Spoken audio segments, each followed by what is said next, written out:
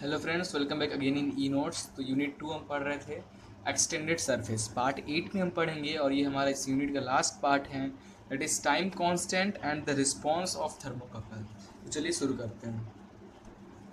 Okay, time constant and response of thermocouple. Thermocouple response क्या होता है, ये सब हम देखने वाले हैं यहाँ पे, ठीक है ना।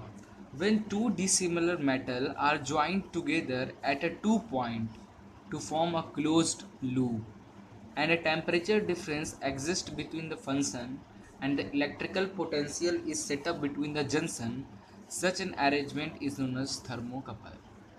And the response of thermocouple is defined as time required for the thermocouple to reach the source temperature when it is exposed to it. For means इसका मतलब क्या हुआ, when two dissimilar matter are joint together. एक metal ये हो गया,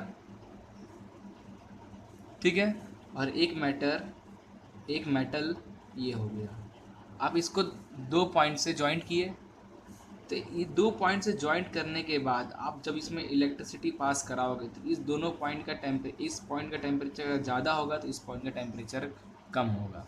तो इनके बीच में जो इलेक्ट्रिक पोटेंशियल जो डेवलप होगा, जो सेटअप होगा टू जंक्शन के बीच में, that are the thermocouple. Okay, now यहीं पे ये लिखा हुआ था, when two dissimilar matter not similar metal, two dissimilar metals are joint together at two point to form a closed loop. Two point से हमने दो मेटल को ज्वाइंट किया तो एक क्लोज लूप बना। Okay, and a temperature difference exists between the function and the electrical potential is set up between the junction. Such an arrangement is known as thermocouple. And the response of thermocouple is defined as the time required for the thermocouple to reach the source temperature. उस temperature तक पहुंचने के लिए जो time required, जो time लगेगा, that is the time constant or the time response of thermocouple. Okay, now as we know that the parameter rho vc upon ha has the time and is called time constant. इससे पहले जब हम unsteady state की बात कर रहे थे, जब हम वहाँ पे लम्प पैरामीटर पढ़ा रहे थे आपको हम, तो ये फार्मूला डेवलप किया था। इस फार्मूला में H A upon rho V C आया था। तो हमने बताया कि rho V C upon H A इसका रेसिप्रोकल होता है थर्मल टाइम कांस्टेंट कहते हैं। और इसे हम ऐसे भी लिख सकते हैं कि thermal time constant is equal to 1/ha into rho V C. तो 1/ha is equal to earth and rho V C is same, therefore 1/ha is equal to earth and rho vc is equal to c, where r is the resistance of convective heat transfer and the c is the lumped thermal capacitance of solid. So response of thermocouple क्या होता है? Response of thermocouple means the time required for the thermocouple to reach the source temperature. एक particular temperature तक पहुंचने के लिए जो time लगता है थर्मोकपल में, that is the response of thermocouple. And the time constant, what is the time constant? The parameter rho vc upon ha has a time constant for any system and it is denoted by tau star. Tau star is a time constant, is equal to rho vc upon ha. Okay, also we know that t minus ta upon ti minus ta is equal to e power minus ha upon rho vc tau.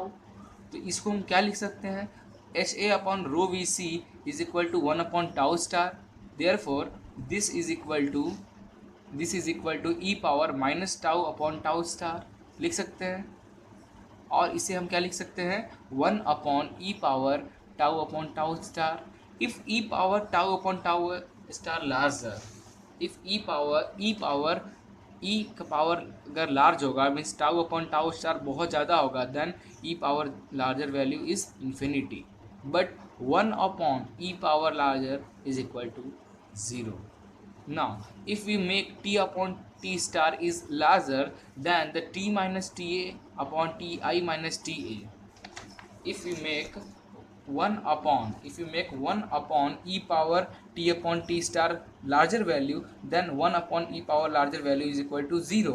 This means t minus ta upon ti minus ta is equal to 0 हो जाएगा। Therefore T is equal to T A, जो ambient temperature है वो किसके equal हो जाएगा, हमारे change in temperature. That means the smaller value of T star is beneficial. इसका मतलब क्या हुआ, अगर थर्मोकपल अच्छे से काम करना चाहते हैं तो टाइम कांस्टेंट जो है वो जितना कम हो सके उतना अच्छा रहेगा। कम से कम टाइम में आपका जो टेम्परेचर आप चाह रहे हो वो टेम्परेचर मिल जाए तो वो थर्मोकपल बहुत अच्छा है। कौन सा थर्मोकपल, अगर आपसे पूछा जाए कौन सा थर्मोकपल अच्छा होता है तो आप बताओगे जिसका टाइम कांस्टेंट कम हो, जिसका रिस्पॉन्स टाइम कम हो, वो जल्दी रीच कर ले अपने जो टेम्परेचर चाहे उस टेम्परेचर पे। That type of thermocouple is best. And if a low value of T star can be achieved by a thermocouple by using light metal of low density and low specific heat, decreasing the characteristic length of wire को कम कर दीजिए and increasing the convective heat transfer, H को बढ़ा दें, ठीक है। तो इससे आपको थर्मोकपल जो है वो अच्छा मिलेगा। ओके, नाउ एक इसी टॉपिक पे एक क्वेश्चन लगाते हैं। ये क्वेश्चन है हमारे पास, ठीक है। A thermocouple junction of spherical form is to be use to measure the temperature of a gas.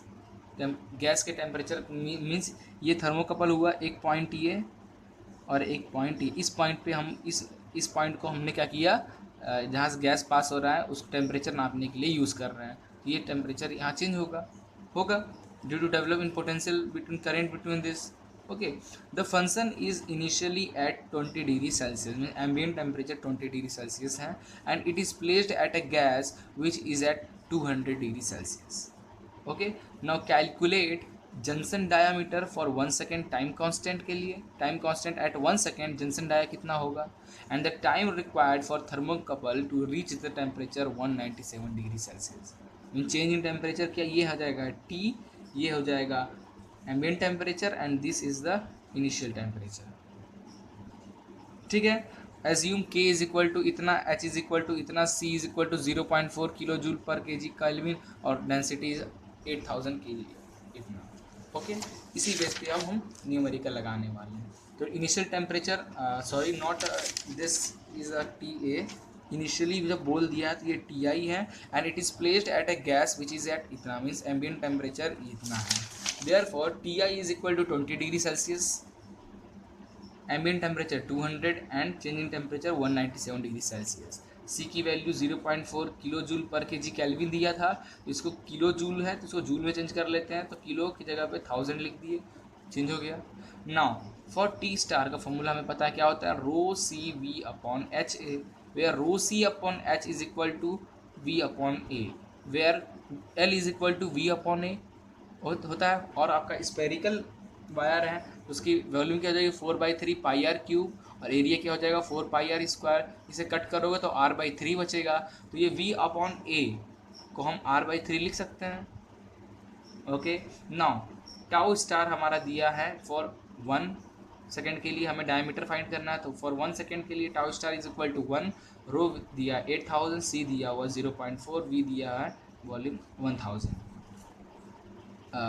Not volume. Okay, rho दिया 8000, सी दिया है 0.4 इंटू 1000, 0.4 इंटू 1000 अपॉन एच दिया है 350, गिवन है ये सब, इंटू r/3। इससे आप r फाइंड कर लोगे, दिस r फाइंड करके इसमें 2 की मल्टीप्लाई करो तो आपकी डायमीटर निकल आएगा। ओके, तो यह फर्स्ट एंड सेकंड कैलकुलेट करना था हमें time required for rich temperature 197 degree Celsius. कितना टाइम लगेगा 197 डिग्री सेल्सियस तक पहुंचने के लिए। देयरफॉर T दिया हुआ 197, TA दिया हुआ है 200, TI दिया हुआ है 20, TA दिया इतना, e power minus tau upon tau star. Time कितना टाइम लगेगा फाइंड पहुंचने के लिए, टाउ स्टार दिया हुआ है 1, तो आपको टाउ की वैल्यू फाइंड करना है। ये वैल्यू पुट करो, e power minus tau, solve करोगे तो इतना आएगा e पावर माइनस टाउ।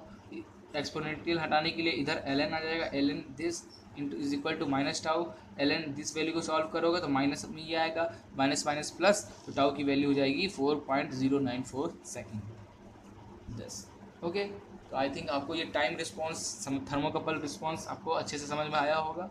फिर भी कहीं डाउट हो, डिस्क्रिप्शन में मेरी मेल ID दी हुई है, आप मुझे कॉन्टैक्ट करके डाउट्स क्लियर कर सकते हैं। ओके, तो ये था हमारा लास्ट टॉपिक इस यूनिट का। नेक्स्ट अब हम यूनिट 3 पे स्टार्ट करेंगे जल्दी। Thank you for watching this video. Please like and share it and don't forget to subscribe it.